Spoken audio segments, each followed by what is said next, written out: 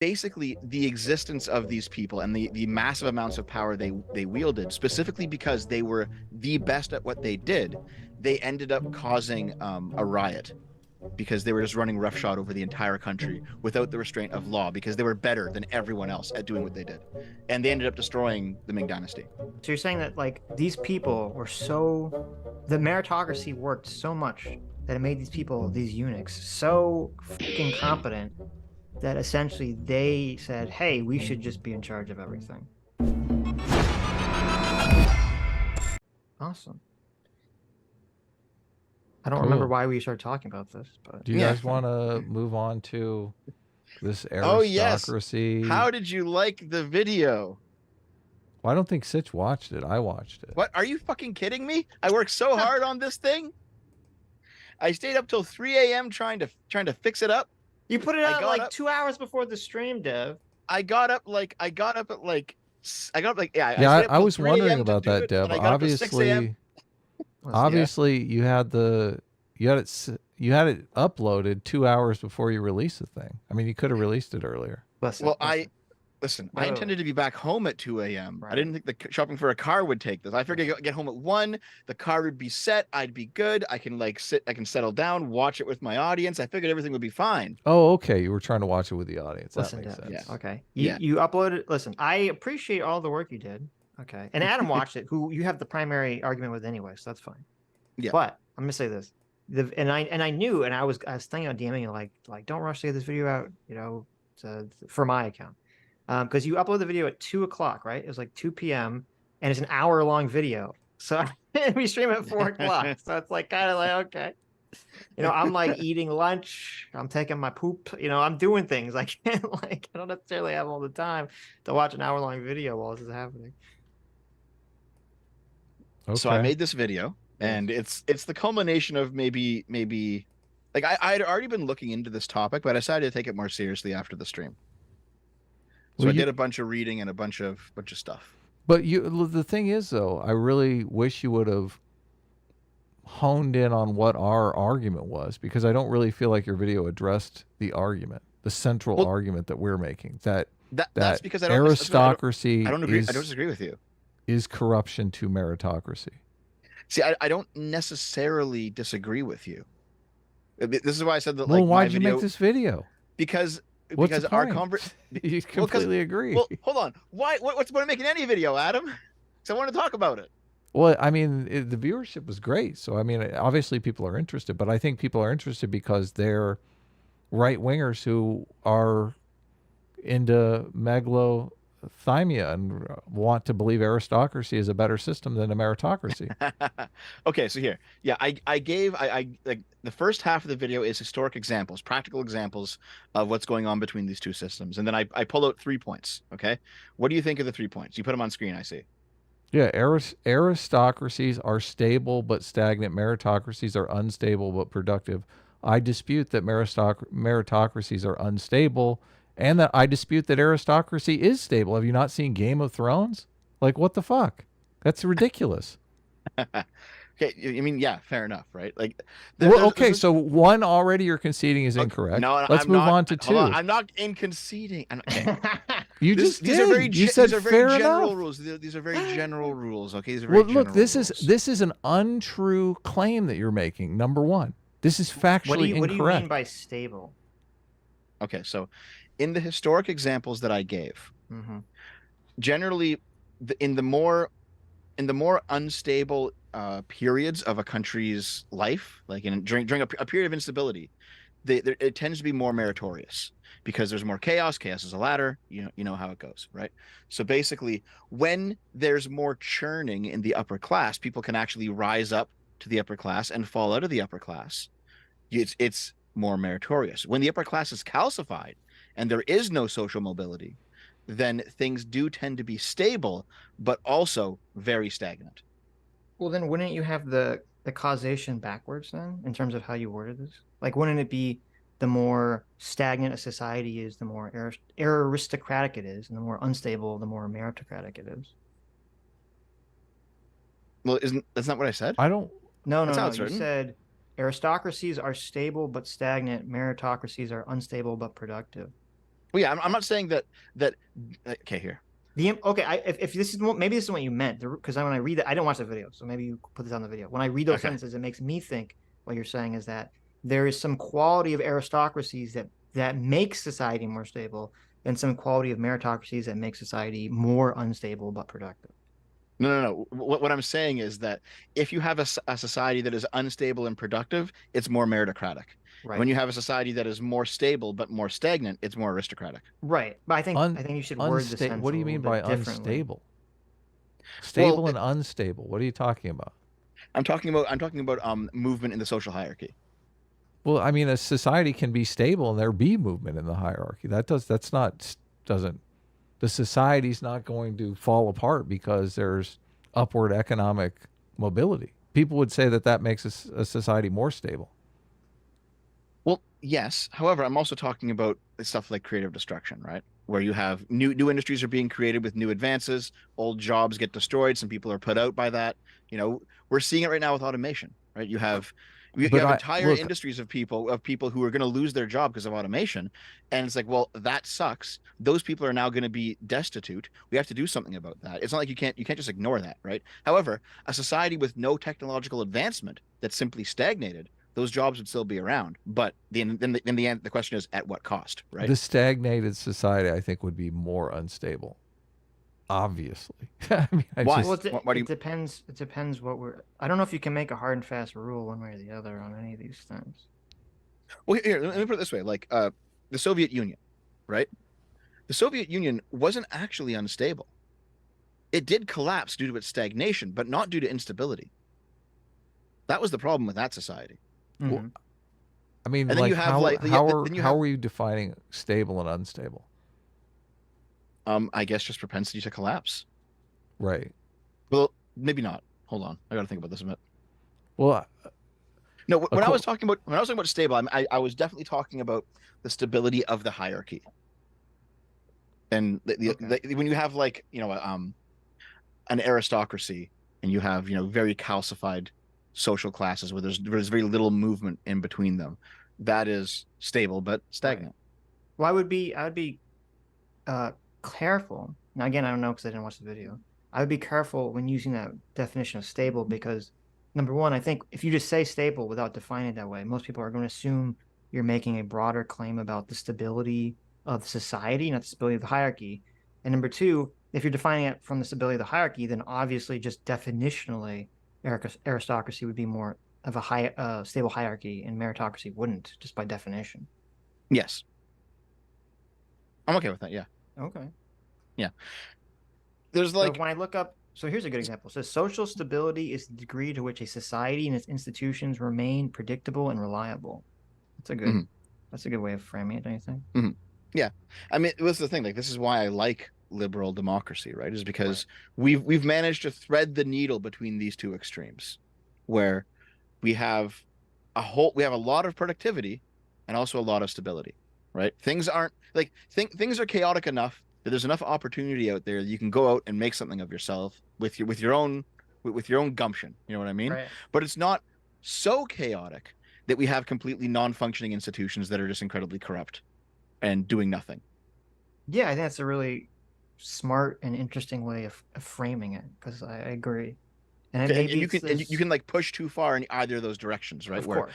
Where like things become too orderly and too stable that like there's no change anymore, and that's a problem. Or things become too corrupt, too dysfunctional, then you can't get anything done. So like there's exactly. I'm like one thing I've realized with all my reading and all my thinking and all of my making videos and everything else is that I am like a hardcore proponent, I think first and foremost, of golden mean theory. Like everything works in moderation. God, you're such a centrist. Yes. Golden means, man. Like, yeah, no, I tend to agree. I think things in balance generally work better than things on balance. Yeah. Do you want to move on to number 2? Sure. Okay, sure. Yeah. All aristocracies begin as meritocracies. Yes. That's just true, I think. Well, the way that I'm looking at it, though, is aristocracy is corruption to meritocracy. So number 2 and number 3, you say all meritocracies become aristocracies. Well, I'm looking at it that Let me put it this way: they trend towards aristocracies. An aristocracy is a corrupt meritocracy. Do you think so? So, yes. So why do you classify it as corruption rather than an inevitable outcome? Well, this is the what I wanted to get to. Okay. Wait. Maybe you need to define, both of you need to define what you mean by aristocracy.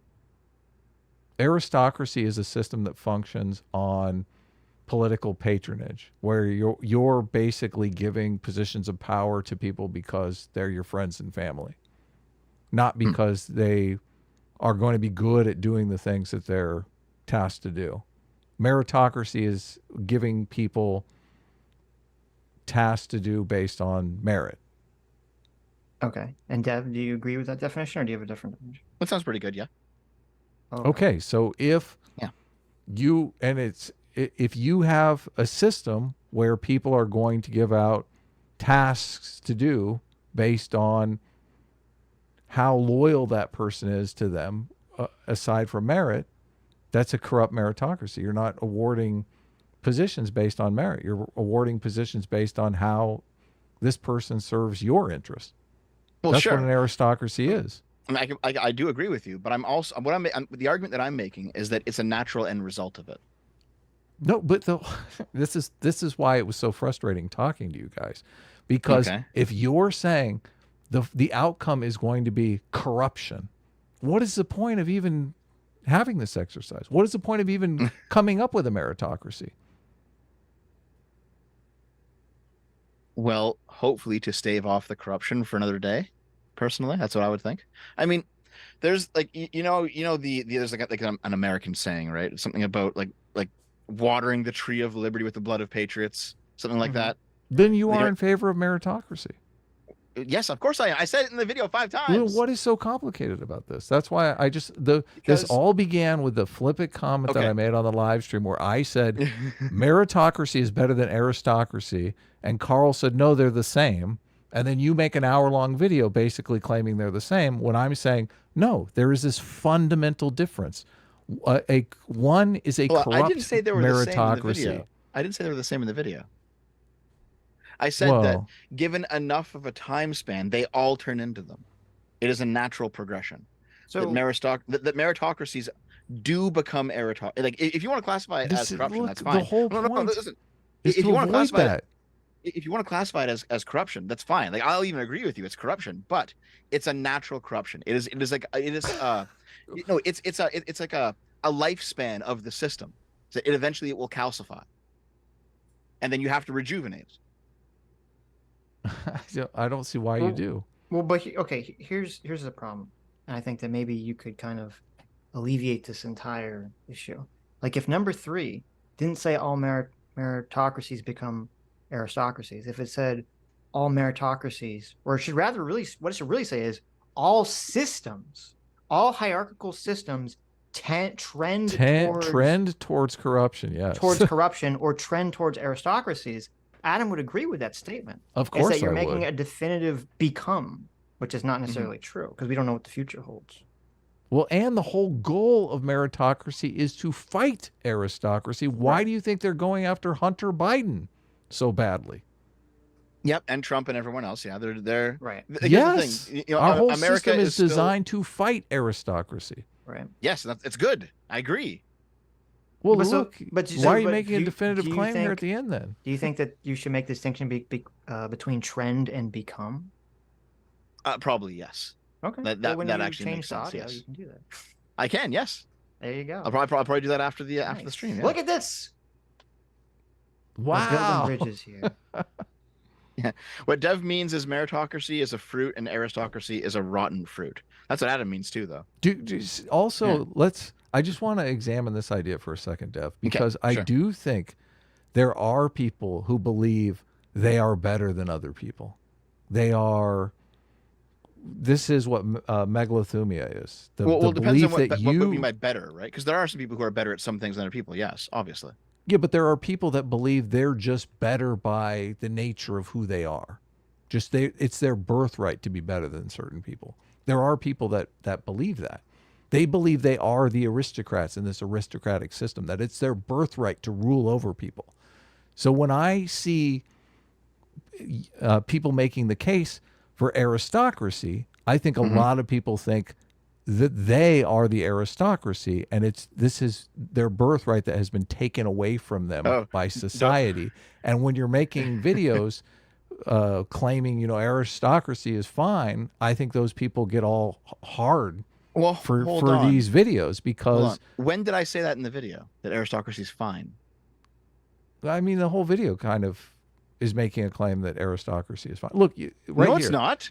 Absolutely not. Hold on a second here. Is stability a good thing? It can be. Okay, so right here in the number one, you say aristocracies are stable. That's a good thing. Okay. Yes, aristocracies have some good points. Obviously, they're not just all evil. Look, you're saying right here, number two, you say all aristocracies begin as meritocracies. You're saying, look, aristocracies are great. They're basically meritocracies. I don't know how you can't see this video is in favor of aristocracy. Listen, I'm not assigning any moral value to any of these three statements. I'm simply describing what it is. Look, you are literally saying in the video that the aristocrats got there through merit. How am I supposed to take that? There's no moral valence to that? No, I'm describing history. Oh, okay. Well, I'm just saying, all I want to make clear here is that I feel like there's a certain segment of people that are in favor of aristocracy because for this particular reason, and therefore they go out looking for arguments why aristocracies are great, and you're giving them those arguments. But they're retards. Okay. Listen, I understand what the issue is, Deb. The issue is Adam wanted you in the video to say Carl is wrong. It doesn't. Aristocracy and meritocracies are very different, and he's wrong. That's what Adam wanted. What I said in the video was that there's a gradient between them, and that in the center you have they kind of feed into each other and support each other. And that's honestly kind of what America has, right? Because you do have like an informal aristocracy of rulers. Look, we keep butting up against meritocratic. This. Okay, I understand what you're saying. Yeah, I do. But if you are an American, which you bring up in the video, I'm not an American. No, you bring up how bad Americans are in the video. But no, I don't. Chastise us for American thing. No, I don't. I'm just describing how you view the world. I'm not applying any. Listen, I'm not applying any moral weight to that either. Wait, how do we view the world? If you are an American and you view aristocracy as corruption, you're basically saying that you can never, that this corruption will always exist. I do agree that some level of corruption will exist, but our ultimate goal is to minimize it. Yeah, of course. So there's a saying, right? It's like corruption is like dietary fat, where a little bit of it keeps everything flowing smoothly, but too much of it gives you a heart attack. Sure, but I think that your video puts aristocracy on the same level as meritocracy, and that's a chief complaint that I have. What do you mean by same level? You're basically saying that aristocracy is a system that is competitive with meritocracy, and there's pros and cons for each one of them. It's like there's pros and cons for each one of them. Yeah. Well, I fundamentally disagree. I would imagine you'd assume that you would agree that the pros for meritocracy vastly outweigh are voluminous. The pros for aristocracy. Yeah, generally. Yeah. Okay.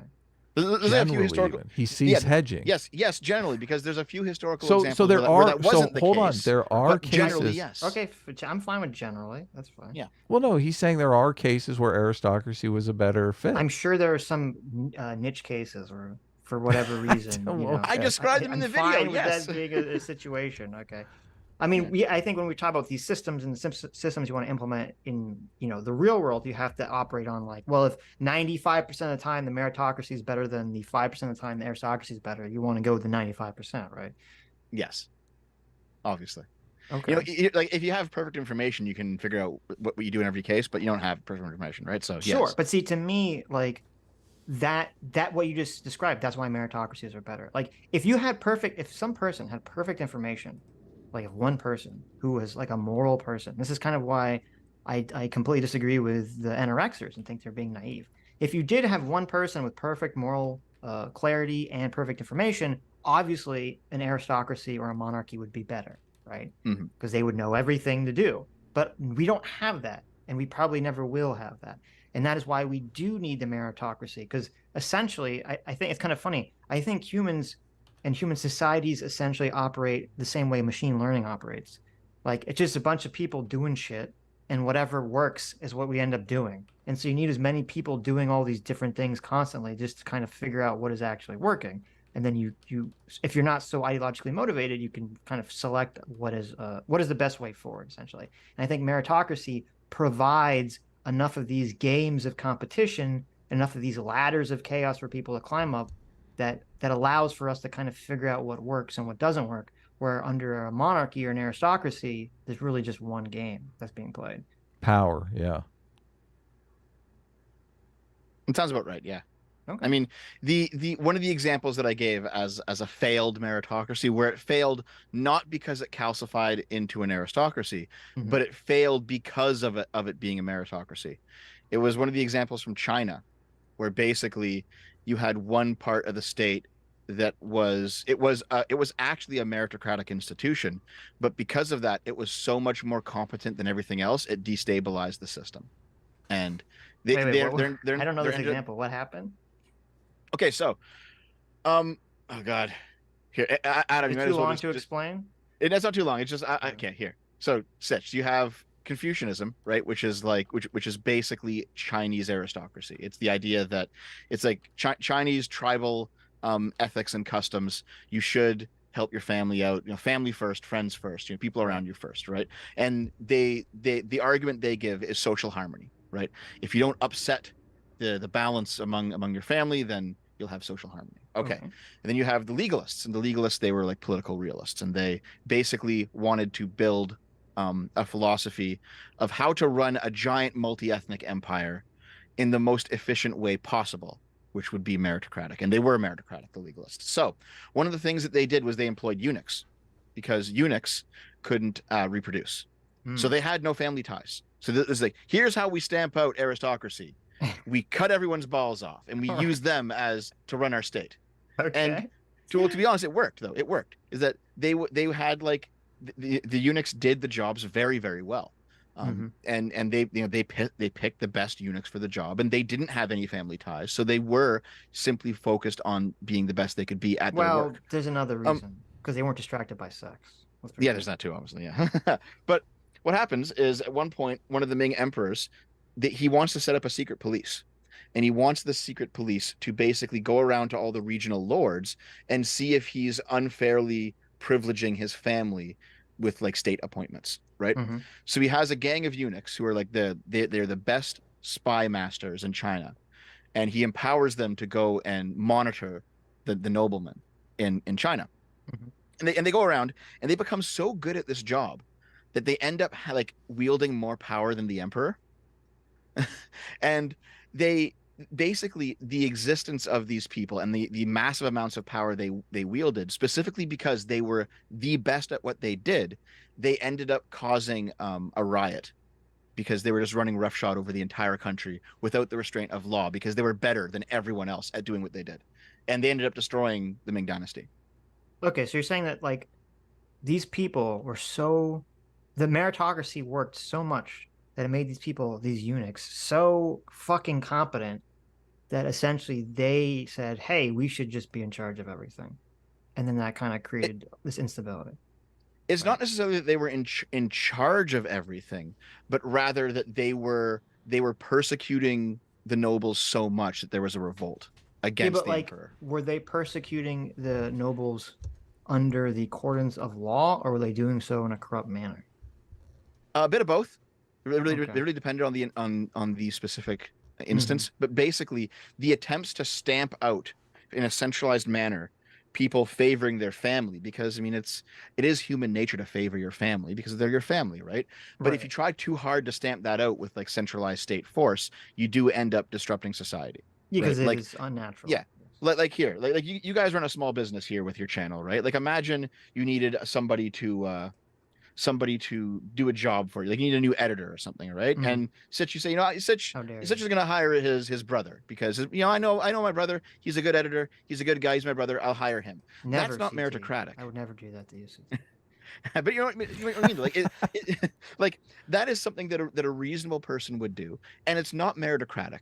But also, if society like cracked down on you for doing that, we would definitely view it as being unjust. Yeah, I agree. I agree completely. Yeah. So this is why I say that you can't just only be meritocratic. Right. There has to be some concern for those around you in a non-meritocratic sense, in like a social connection sense. Right. Well, I think in a lot of these political ideologies, and this kind of goes in the realm of the golden mean thing, and I think this comes up a lot in colorblindness too. I think even though humans don't want to do this, it's important that we have aspirational goals that don't necessarily one-to-one map on reality. Because I think it's better if, like, in the American mind, everyone understands that the American idea is this meritocratic society. And it's kind of like the aspiration that we're all kind of working towards. But also, that doesn't mean that like the law is going to enforce that onto everyone. It's like the cultural enforcement mechanism of it is better than the legal enforcement of it, because you're still going to have bosses that are going to hire their children or hire their wives or whatever, and to make that illegal would be such an infringement on people's freedoms that it would cause instability. Yes. So, do you think that there should be some sort of cultural blowback from you hiring your brother for your channel? No, not really. Well, but should there be cultural blowback if, say, you're vice president and you get your son a job for Burisma? Right, exactly. Right. So that's exactly. So it's kind of like it's, situationally dependent. No one cares if I hire my brother to work on the channel because who the fuck am I? But if like, let's even not even go with Biden. Like, if you're the CEO of Amazon, right? And let's say Jeff Bezos. I don't know if he even I see his kids, right? Who knows? I think so, yeah. I think so. Jeff Bezos hires his kid to head up some department in Amazon. Like, does like the American public gonna care? No. But will people that work at Amazon care? Well, the people that work at the board might care because they might be like, Jeff Bezos' son's a fucking retard. I don't want him to be in charge of the entire marketing department or whatever. Right. And so they'll care because it affects them. And that the only justification they have to care is because there is this idea of meritocracy that exists in America. Yeah, exactly.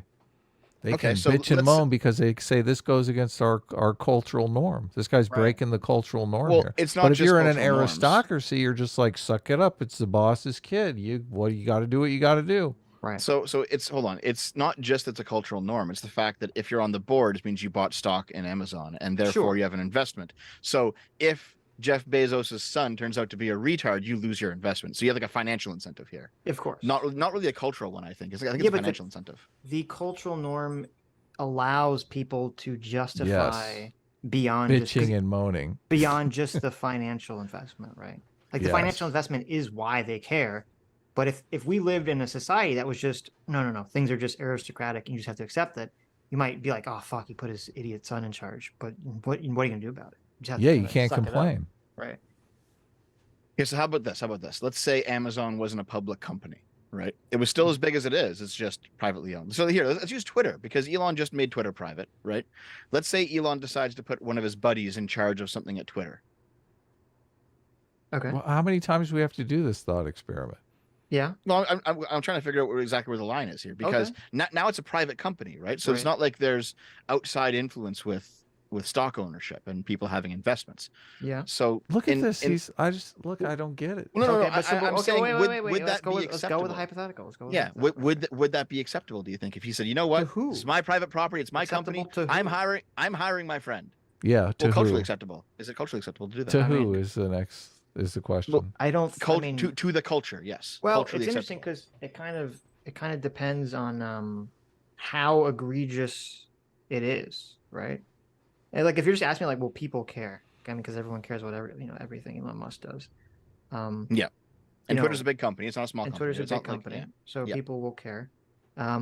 But it depends how egregious it is. Because if it's like, oh, it's his friend or his family member, but the friend or family member has some sort of experience that seems related to it. I mean, people will just kind of shrug.